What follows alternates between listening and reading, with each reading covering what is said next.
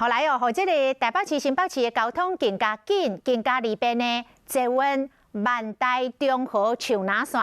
台北市长郭文泰昨日到机场去视察，但是现场并无看到新北市长侯友宜，洪讲是王不见王。其实侯友宜早就排定今仔日早起要去看新北市第一座尖盾机发展准备的作业。按算明年初就会正式来启动，希望明年的714年会当来完工。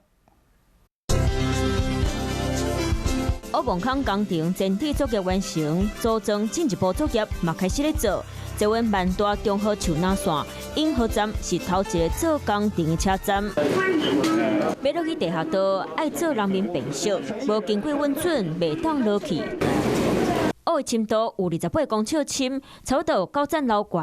基础搭好势了后，就要开始乌磅坑，平均一工会当乌8公尺。